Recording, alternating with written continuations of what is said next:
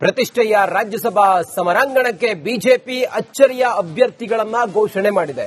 ಸಂಘನಿಷ್ಠ ಪಕ್ಷನಿಷ್ಠ ನಾಯಕನಿಗೆ ಮಣೆ ಹಾಕಿದೆ ಬಿಜೆಪಿ ಹೈಕಮಾಂಡ್. ದೇವೇಗೌಡ ಸುಮಲತಾರಂತ ಅತಿರಥ ಮಹಾರಥರಿಗೆ ಬಿಗ್ ಶಾಕ್ ಎದುರಾಗಿದೆ. ಧಾರವಾಡದ ಪ್ರೊಫೆಸರ್ ಎಂ ನಾಗರಾಜ್ಗೆ ಬಿಜೆಪಿ ರಾಜ್ಯಸಭಾ ಟಿಕೆಟ್ ಫೈನಲ್ ಆಗಿದೆ.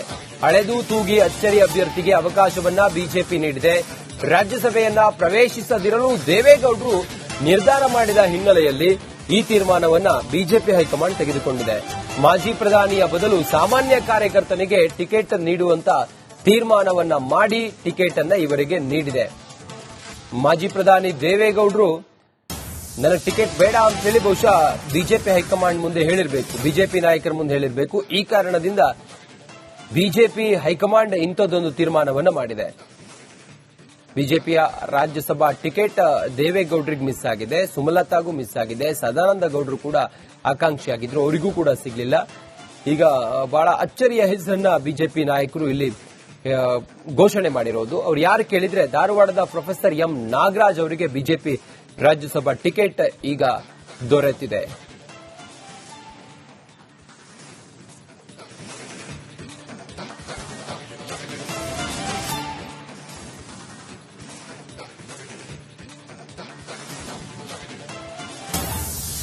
ವಿಧಾನ ಪರಿಷತ್ ಕೇಸರಿ ಕಲಿಗಳ ಪಟ್ಟಿಯೂ ಕೂಡ ರಿಲೀಸ್ ಆಗಿದೆ. ಲಿಂಗರಾಜ್ ಪಾಟೀಲ್, ರಘು ಕೌಟಿಲ್ಯಗೆ ಬಿಜೆಪಿ ಟಿಕೆಟ್ ಕೊಟ್ಟಿದೆ. ಹಳೆದು ತೂಗಿ ಬಿಜೆಪಿ ಪಟ್ಟಿಯನ್ನ ಬಿಡುಗಡೆ ಮಾಡಿದೆ. ಬಿಜೆಪಿ ಶಿಸ್ತು ಸಮಿತಿಯ ಅಧ್ಯಕ್ಷರಾಗಿರುವ ಲಿಂಗರಾಜ್ ಪಾಟೀಲ್ ಅವರು ಪಕ್ಷನಿಷ್ಠರು. ಒಬಿಸಿ ಮೋರ್ಚಾದ ಅಧ್ಯಕ್ಷ ರಘು ಕೌಟಿಲ್ಯ ಹೆಸರು ಘೋಷಣೆಯಾಗಿದೆ. ಆ ಮೂಲಕ ಪಕ್ಷಕ್ಕೋಸ್ಕರ ನೀವು ದುಡಿದ್ರೆ ಪಕ್ಷ ನಿಮ್ಮನ್ನ ಕೈ ಬಿಡೋದಿಲ್ಲ ಅನ್ನುವ ಸಂದೇಶವನ್ನ ರವಾನೆ ಮಾಡಿದಂಗಿದೆ ಬಿಜೆಪಿಯ ಇಂಥದ್ದೊಂದು ತೀರ್ಮಾನ. ಪಕ್ಷ ನಿಷ್ಠರು ಲಿಂಗರಾಜ್ ಪಾಟೀಲ್ ಹಾಗೆ ರಘು ಕೌಟಿಲ್ಯ ಅವರು ಬಿಜೆಪಿಯ ಅಚ್ಚರಿಯ ಅಭ್ಯರ್ಥಿಗಳಾಗಿ ಇವರು ವಿಧಾನ ಪರಿಷತ್ನ ಸ್ಥಾನಕ್ಕೆ ಈಗ ಅವರು ಟಿಕೆಟ್ ಅನ್ನ ಪಡ್ಕೊಂಡಿದ್ದಾರೆ. ಬಿಜೆಪಿ ಹಂಗ್ ನೋಡಿದ್ರೆ ಸುಮಾರು ಇಬ್ಬರನ್ನ ಅನಾಯಾಸವಾಗಿ ಗೆಲ್ಲಿಸಿಕೊಂಡು ಬರುವಂತ ಶಕ್ತಿ ಬಲ ಬಿಜೆಪಿಗಿದೆ. ಸುಮಾರು 28 ಶಾಸಕರು ಓರ್ವ ಪರಿಷತ್ ಸದಸ್ಯನನ್ನ ಆಯ್ಕೆ ಮಾಡ್ತಾರೆ.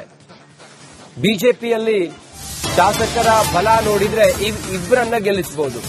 ಪರಿಷತ್ಗೆ 3ನೇ ಎನ್ಡಿಎ ಅಭ್ಯರ್ಥಿ ಸಾಧ್ಯ ಇಲ್ಲ. ಜೆಡಿಎಸ್ ಜೊತೆಯಲ್ಲಿ ಮೈತ್ರಿ ಎನ್ಡಿಎ ಅಭ್ಯರ್ಥಿ ಈಗ ಕಣಕ್ಕಿಳಿದಿದ್ದಾರೆ. ಅವ್ರು ಯಾರು ಕೇಳಿದ್ರೆ ಮಾಜಿ ಪರಿಷತ್ ಸದಸ್ಯ ಗೋವಿಂದರಾಜು ಕಣಕ್ಕಿಳಿದಿದ್ದಾರೆ. ಇಂದು ನಾಮಪತ್ರವನ್ನ ಸಲ್ಲಿಸುತ್ತಾರೆ ಗೋವಿಂದರಾಜು ಅವರು ಕಣಕ್ಕಿಳಿದಿದ್ದಾರೆ. ಬಿಜೆಪಿ ಮತ್ತು ಜೆಡಿಎಸ್ ಇಬ್ಬರ ಬಲವನ್ನೂ ಕೂಡ ಪರಿಗಣಿಸಿದ್ರು ಅವ್ರು ಗೆಲ್ಲಿಕ್ ಸಾಧ್ಯ ಇಲ್ಲ. 2 ಮತಗಳು ಕಮ್ಮಿ ಆಗ್ತವೆ, 2 ಶಾಸಕರು ಸಂಖ್ಯೆ ಕಮ್ಮಿ ಆಗುತ್ತೆ.